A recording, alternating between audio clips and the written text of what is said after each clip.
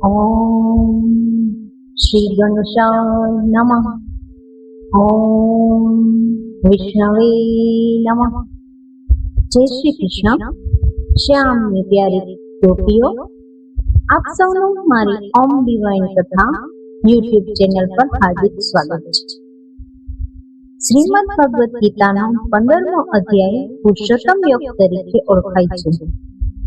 આ અધ્યાયમાં ભગવાન શ્રી કૃષ્ણએ સંસાર રૂપી વૃક્ષનું વર્ણન કરીને પરમાત્માના સર્વોચ્ચ સ્વરૂપનું રહસ્ય અર્જુનને સમજાવ્યું છે. પુરુષોત્તમ માસમાં દરરોજ 15મા અધ્યાયનો પાઠ અને તેનું મહાત્મય સાંભળવાથી આધ્યાત્મિક ઉન્નતિ થાય છે અને અંતઃકરણ શુદ્ધ થાય છે અને અંતે મોક્ષ પ્રાપ્તિમાં મદદ કરે છે. તો ચાલો શરૂ કરીએ આપણે ગીતાનો 15મો અધ્યાય પુરુષોત્તમ યોગ. ભગવાન બોલ્યા, જેના મૂળ ઊંચે અને ડાળીઓ નીચે છે, આ અવિનાશી સંસાર પીપળો કહેવાય છે. વળી વેદના મંત્રો જેના પાંદડા છે, એવા આ સંસાર વૃક્ષને જે મૂળ સહિત તત્વથી જાણે છે, તે સાચો વેદ વેતા કહેવાય છે. ઊંચે અને નીચે જેની ડાળીઓ ફેલાયેલી છે, કે જે ગુણોથી પોષણ પામે છે, ઇન્દ્રિયોના વિષયો તેના અંકુર છે અને તેના મૂળો સર્વત્ર ફેલાઈને જીવન માત્રને કર્મ પ્રમાણે બાંધી રહ્યા છે. તેનું સાચું સ્વરૂપ જગતમાં જણાતું નથી, તેને આદિ અંત કે આધાર નથી. એવા દ્રઢ મૂળ પીપળાને તું વૈરાગ્યના શસ્ત્રથી છેદી નાખ. પછી તે પરમ પદને શોધી લેવું કે જ્યાં ગયેલા પાછા ફરતા નથી અને જ્યાંથી આ બધી પુરાતન પ્રવૃત્તિ પ્રસરી રહી છે, તે આદિ નારાયણને હું શરણે જાઉં છું, એવો દ્રઢ સંકલ્પ કરવો જોઈએ. જે માન, મોહ અને અનુરાગથી મુક્ત છે, જે આધ્યાત્મ જ્ઞાનમાં લીન અને નિષ્કામ છે, જે સુખ દુઃખ દ્વંદ્વથી મુક્ત છે, તેવા જ્ઞાનીજનો એ અવિનાશી ધામમાં પહોંચી જાય છે. જેને સૂર્ય, ચંદ્ર કે અગ્નિ દર્શાવી શકતા નથી અને જેને પામ્યા પછી પાછા ફરવું પડતું નથી, તે મારું પરમ ધામ છે. આ દેહમાં જીવાત્મા મારો સનાતન અંશ છે અને એ જ ત્રિગુણાત્મક પ્રકૃતિમાંથી 5 ઇન્દ્રિયો અને મનને ખેંચે છે.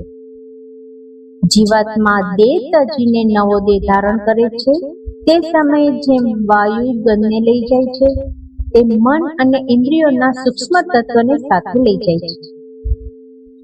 જીવાત્મા કાન, આંખ, ત્વચા, જીભ, નાક અને મન એ બધી ઇન્દ્રિયોમાંથી પ્રવેશીને વિષયોને ભોગવે છે.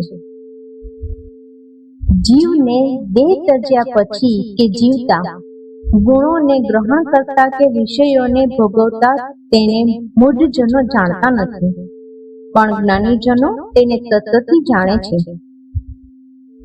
પ્રયત્ન કરવાથી યોગીજનો તેને આત્મામાં સ્થિર થયેલો જોવે છે, પરંતુ મનના મેલા અજ્ઞાનીઓજનો પ્રયત્ન કરવા છતાં તેને જોઈ શકતા નથી. જે તેજ સૂર્યમાં રહીને વિશ્વને પ્રકાશિત કરે છે અને જે તેજ ચંદ્ર યજ્ઞમાં રહેલું છે, તે તેજ મારું જ છે, એમ તું જાણ. હું જ પૃથ્વીમાં પ્રવેશીને મારા ઓજથી પ્રાણી માત્રને ધારણ કરું છું અને અમૃતમય ચંદ્ર થઈને વનસ્પતિઓને પુષ્ટ કરું છું. હું વૈશ્વાનર અગ્નિ થઈ પ્રાણીઓના દેહમાં રહીને પ્રાણ અપાન વડે 4 પ્રકારના અન્નને પચાવું છું. આ રીતે હું સર્વના હૃદયોમાં બિરાજું છું. સ્મૃતિ, જ્ઞાન અને વિવેક મારાથી જ છે. વેદોમાં જાણવા યોગ્ય હું જ છું. વેદોનો જાણનાર હું છું અને વેદોનો કરતા પણ હું જ છું. આ લોકમાં 2 પ્રકારના પુરુષો છે, ક્ષર અને અક્ષર. સર્વ પ્રાણીઓના શરીરો ક્ષર નાશવત છે, પરંતુ જીવન અક્ષર અવિનાશી કહેવાય છે. વળી ઉત્તમ પુરુષ તો ત્રીજો જ છે. તે પરમાત્મા કહેવાય છે. તે અવ્યય ઈશ્વર ત્રણેય લોકમાં વ્યાપીને સર્વનું પોષણ કરે છે.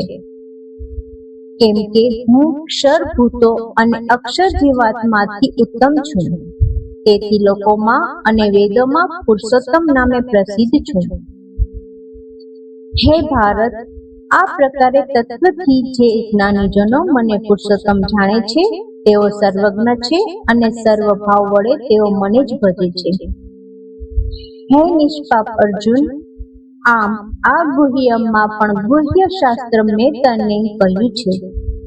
તેને તત્વ દ્વારા જાણવાથી જ્ઞાની અને કૃતાર્થ હોવાય છે.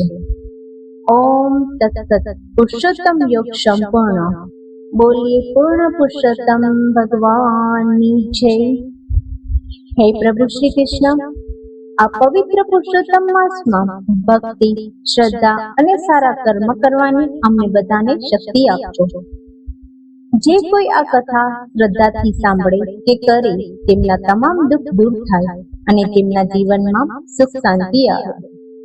જો તમને આવી આધ્યાત્મિક કથાઓ ગમતી હોય તો વિડીયોને લાઈક કરો, મારી ચેનલને સબસ્ક્રાઇબ જરૂર કરજો અને આ કથાને તમારા પરિવાર અને મિત્રો સાથે શેર કરવાનું ભૂલશો નહીં. ફરી મળીએ એક નવી ભક્તિપૂર્ણ કથા સાથે. જય શ્રી કૃષ્ણ. રાધે રાધે.